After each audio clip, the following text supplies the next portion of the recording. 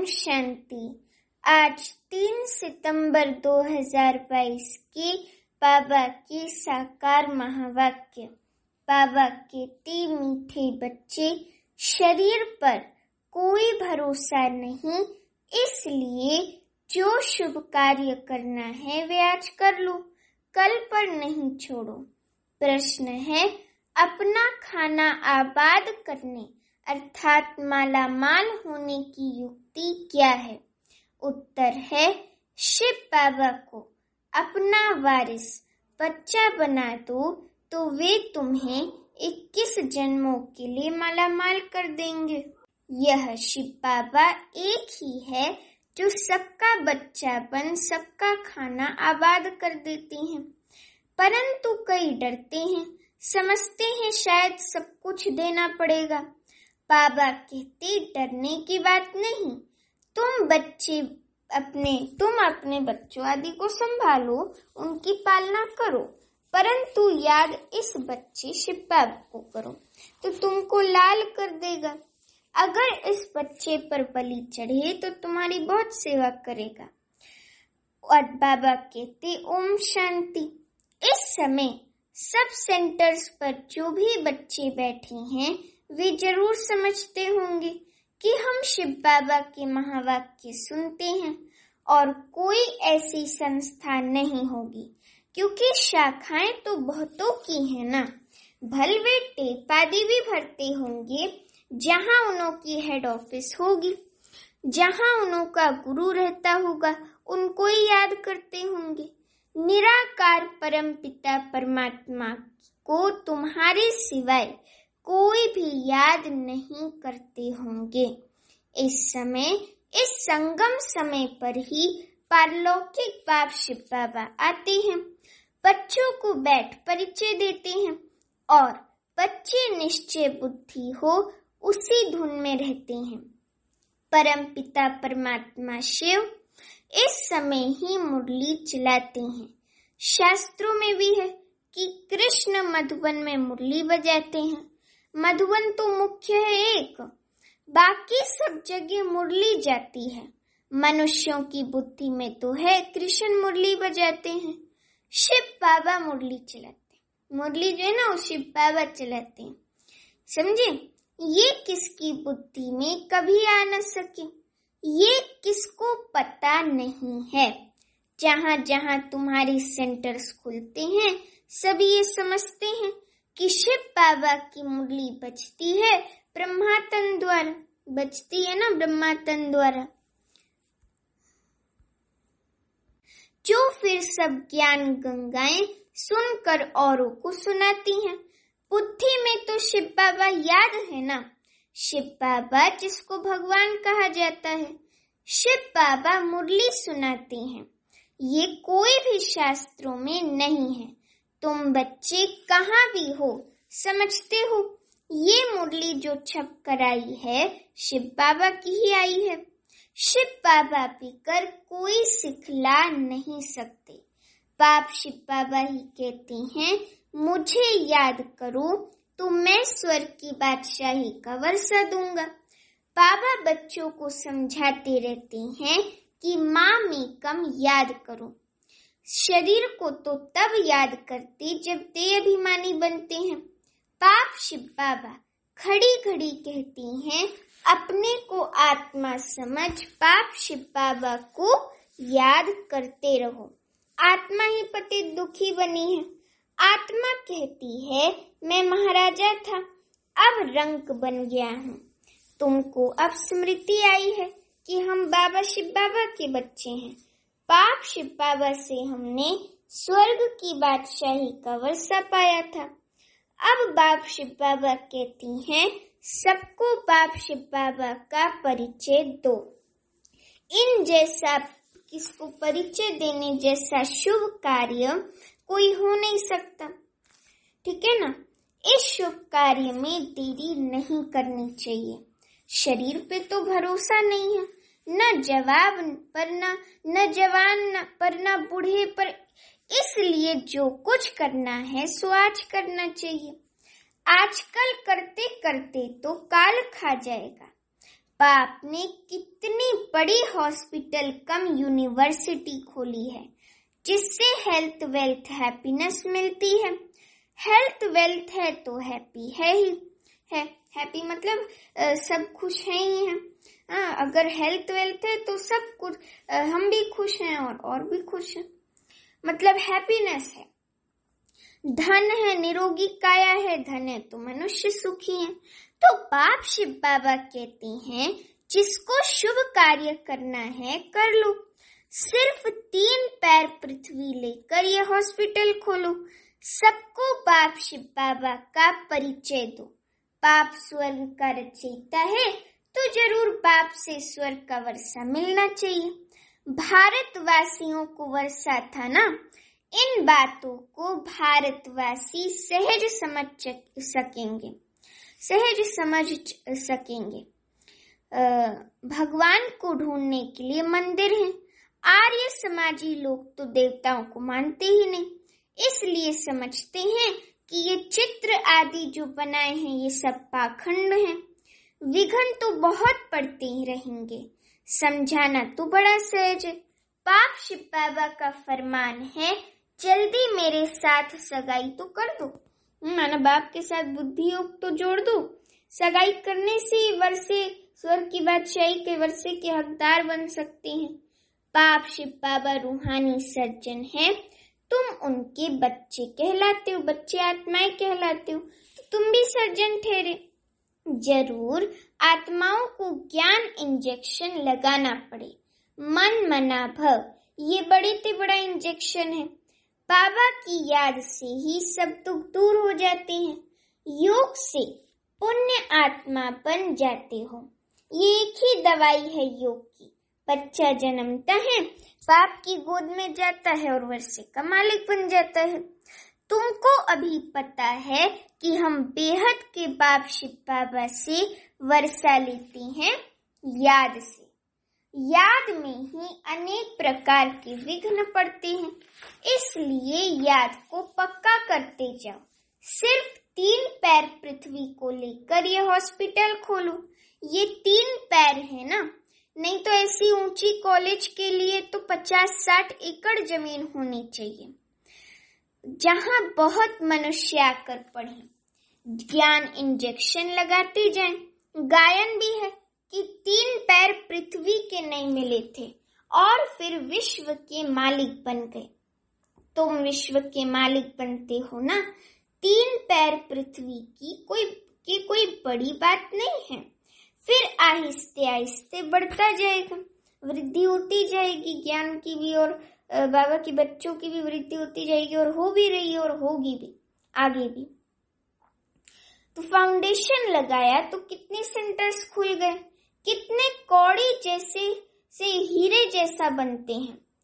करने वाले को भी बहुत फायदा है। बहुतों के कल्याण के लिए ही हॉस्पिटल अथवा कॉलेज खोले जाते हैं। ये भी ऐसे है। बाहर में बोर्ड लगा दो, क्लिनिक फॉर हेल्थ वेल्थ 21 जन्मों के लिए। हिंदी में कहेंगे 100% पवित्रता सुख शांति का चिकित्सालय। परंतु बच्चों में सर्विस करने का शौक नहीं। कुटुंब आदि के जाल को मकड़ी की जाल कहा जाता है। जाल में खुद फंस जाते हो। बाप आकर रावण रूपी मकड़ी की जाल से निकालते हैं। सत्युग में ऐसे नहीं कहेंगे। यहाँ भी आप ही अपनी जाल में फंस मरते हैं। ये है ही रावण का राज्य। कितनी बड़ी बड़ी रावण की जाल है सारी सृष्टि पर। सभी शोक वाटिका में बैठे हैं। इस रावण की जेल में सब साधु संत आदि फंसे हुए हैं। अब बाप कहते हैं, इन सबको भूल अपने को आत्मा निश्चय करो और सबको यही रास्ता बताते रहो। ठीक है। ये सृष्टि का चक्र का राज दूसरा कोई बता नहीं सकते। बाप कहते हैं, इन सब को छोड़ मामेकम याद करो।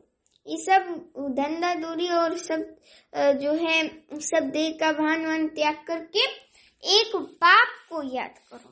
मामी कम याद करो माना एक बाप शिव बाबा को याद करो। याद से ही तुम्हारे सब पाप मिट जाएंगे। शुभ कार्य में देरी नहीं करनी चाहिए। मिसाल भी देते, देरी करते करते मर जाते हैं।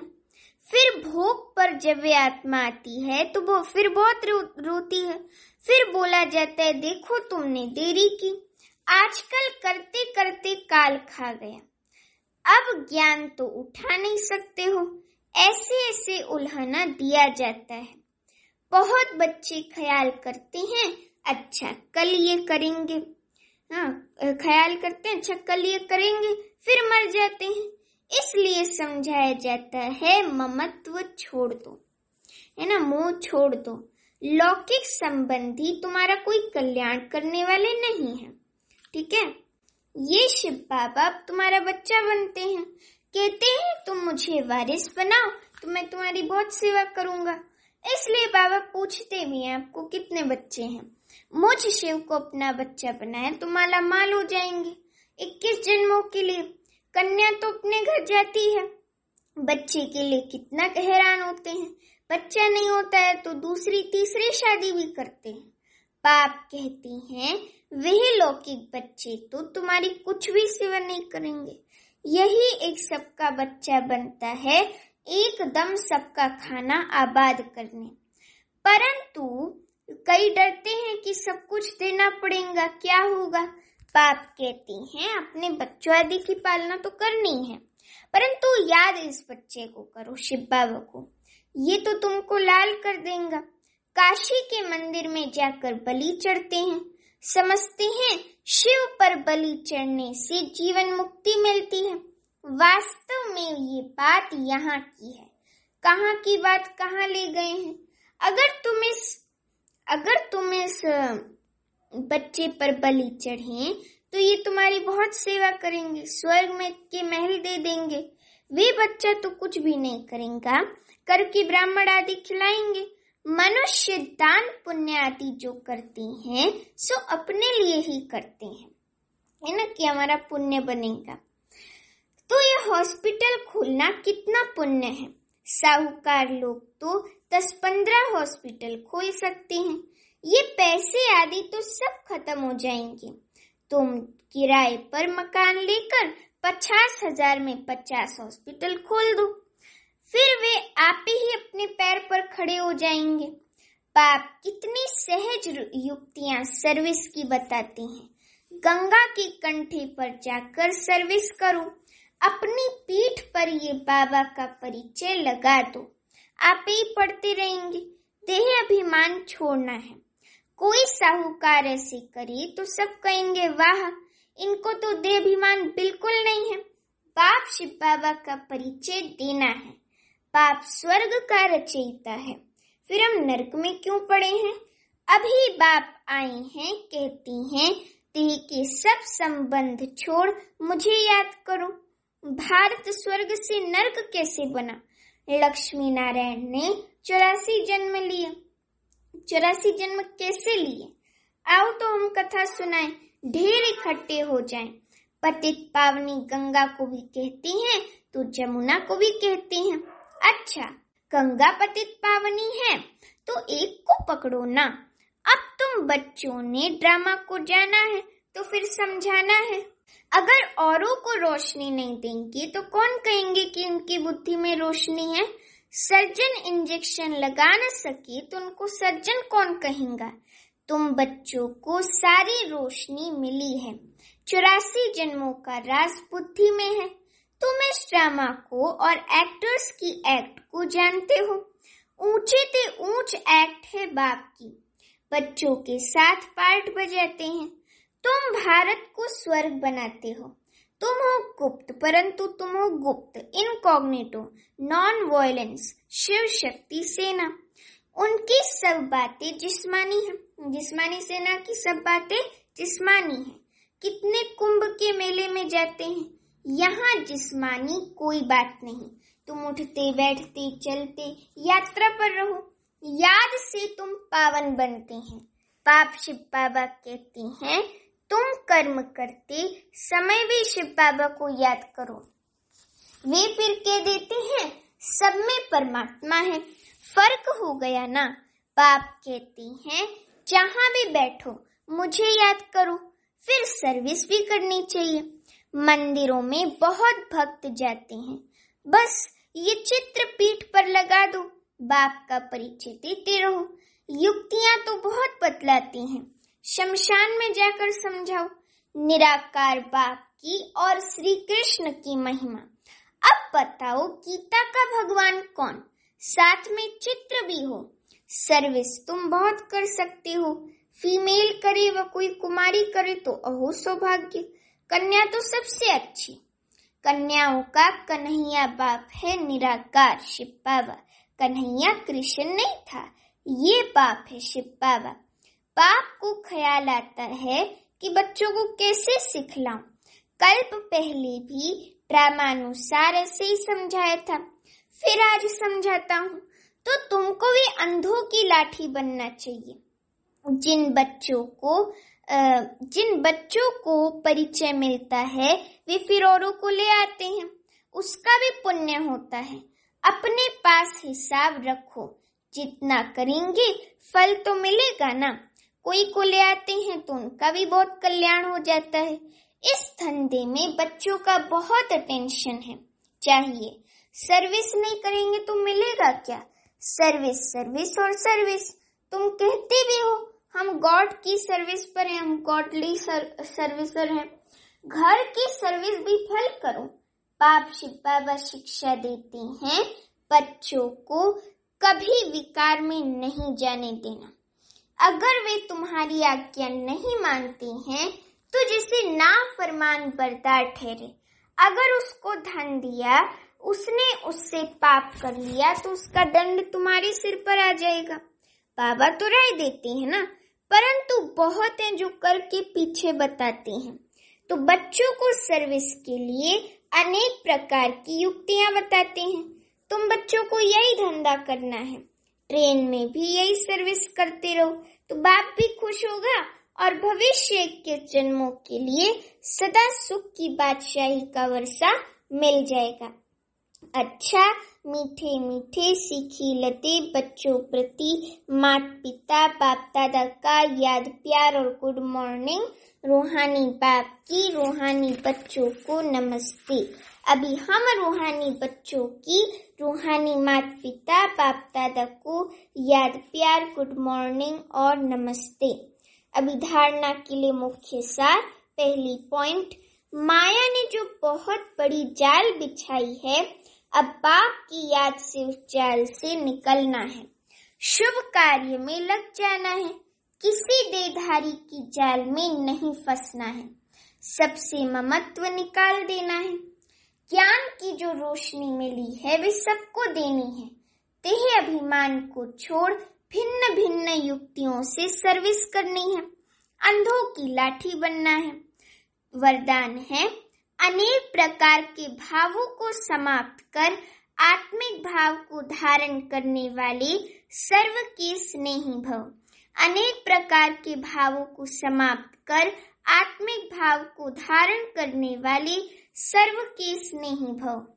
वरदान का स्पष्टीकरण, देह भान में रहने से अनेक प्रकार के भाव उत्पन्न होते हैं। कभी कोई अच्छा लगेगा तो कभी कोई बुरा लगेगा। आत्मा रूप में देखने से रूहानी प्यार पैदा होगा। आत्मिक भाव, आत्मिक दृष्टि, आत्मिक वृत्ति में रहने से हरेक के संबंध में आते हुए अति न्यारे और प्यारे रहेंगे। तो चलते फिरते अभ्यास करो मैं आत्मा हूँ। इससे अनेक प्रकार के भाव स्वभाव समाप्त हो जाएंगे और सबके स्नेही स्वतः बन जाएंगे। स्लोगन है, जिसके पास उमंग उत्साह के पंख हैं उसे सफलता सहज प्राप्त होती है। जिसके पास उमंग उत्साह के पंख हैं उसे सफलता सहज प्राप्त होती है। अच्छा, ओम शांति।